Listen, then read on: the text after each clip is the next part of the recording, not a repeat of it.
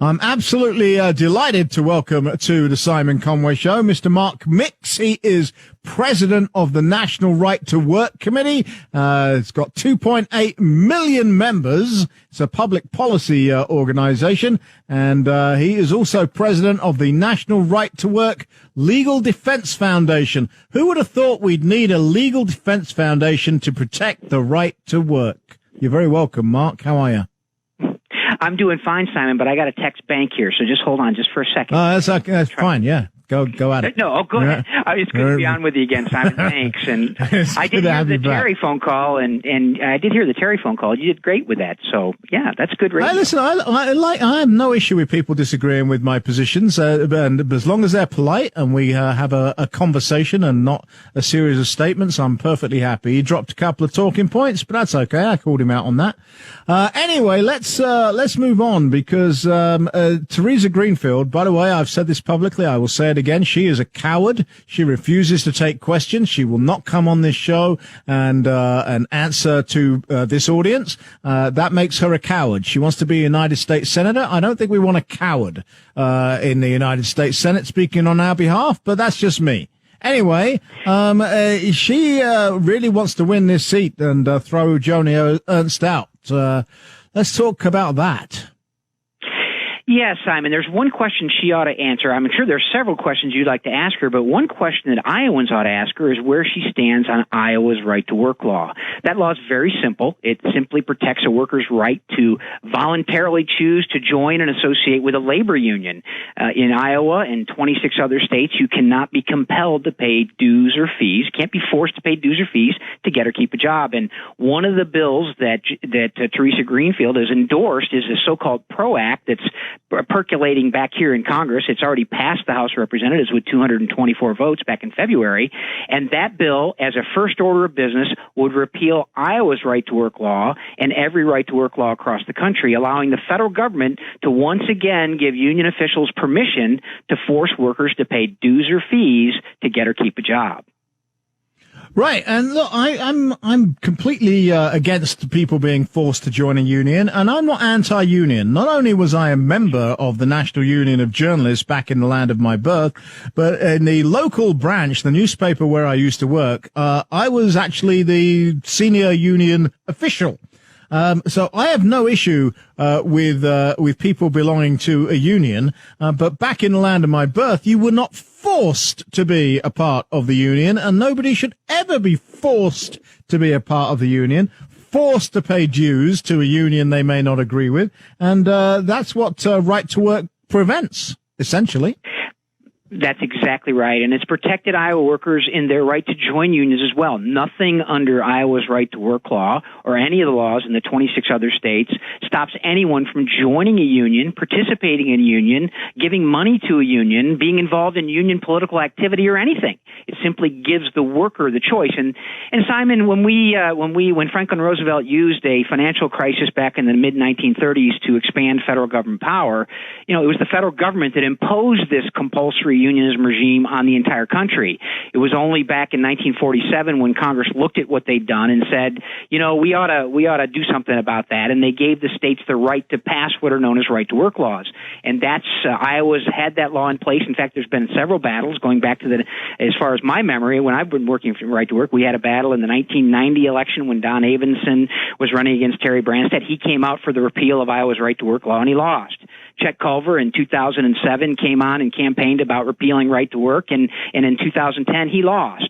Pat Murphy and Mark Grunstall, the legislative leaders when the Democrats controlled the Iowa legislature, tried to repeal Iowa's right to work law. They lost control of that legislature. Dave Yepsen, the former political writer for the Des Moines Register, said, the Democrats ought to just get off the issue of repealing the right to work law. They ought to encourage union officials to find a way to attract people to join them voluntarily. There you go. Here we have, we're confronted again in a case where Joni Ernst is a co-sponsor of right to work, supports Iowa's right to work law, and surely supports, like you, the ability of workers to join unions if they choose to do so, whereas Teresa Greenfield is on record supporting a bill that would eliminate, by federal mandate, Iowa's right to work law and force workers once again to pay dues or fees to get or keep a job. Absolutely ridiculous. And by the way, people always want to know if I left the National Union of Journalists in Britain. I did.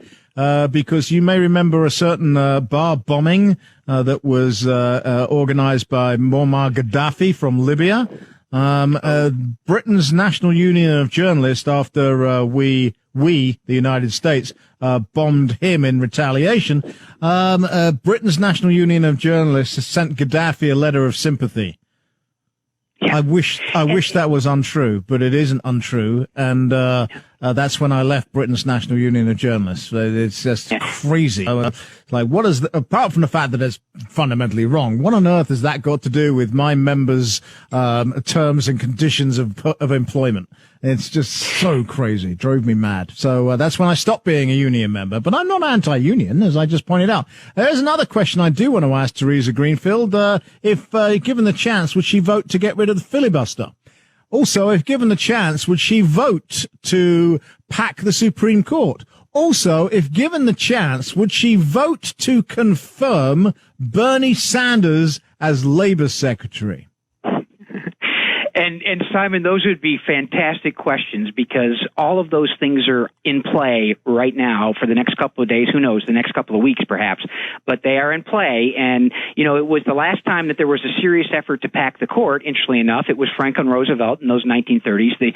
The Supreme Court had ruled the National Industrial Recovery Act, which was this federal grab of labor policy for the country, ruled that unconstitutional. And Roosevelt went back and reorganized and repurposed the legislation, and it was the Wagner Act, then titled the Wagner Act, and that case was litigated and was one of the cases that the Chief Justice of the Supreme Court blinked, and that switch in time saved 9, because Roosevelt threatened to pack the court back then. So these are serious matters, and the filibuster is that debate that makes the Senate unique.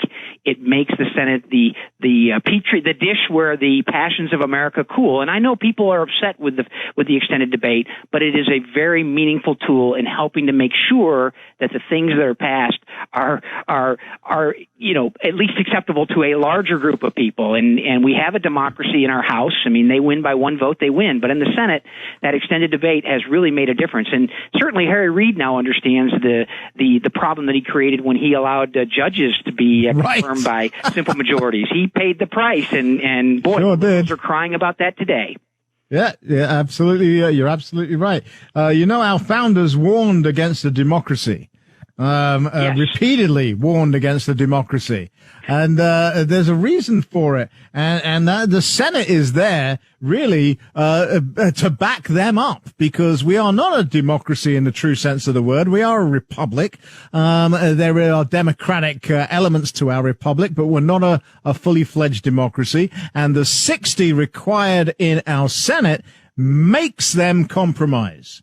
And we are not a one-party, one-system country, and the fact that they have to compromise to get some legislation to a president's desk is a good thing. It is unique. It does make us a very special place.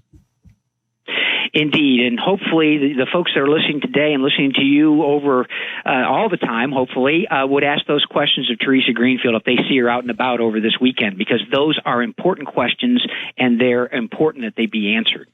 Yeah, they really are very important that they're answered. We really need the answers to those questions. I mean, my goodness, Bernie Sanders as Labor Secretary.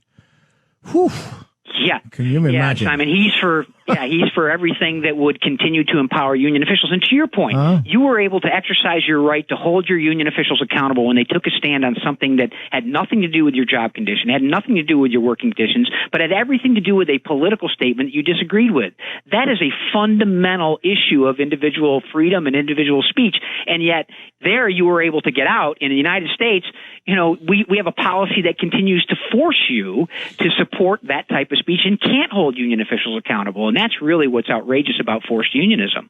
It really is. I mean, imagine that, ladies and gentlemen, that your union sent a letter of sympathy to Gaddafi, and you couldn't do anything about it. I did do something about it. I left. It did not affect my job in any way whatsoever. Mark Mix, ladies and gentlemen, pleasure having you on. He's president of the National Right to Work Committee. He's also president of the National Right to Work Legal Defense Fund. Thanks for coming on. Have a great few days, my friend, and we'll have you back. Thanks, Simon. Appreciate it. Thanks a lot. We're across the great state of Iowa and the Midwest. It is the Simon Conway Show.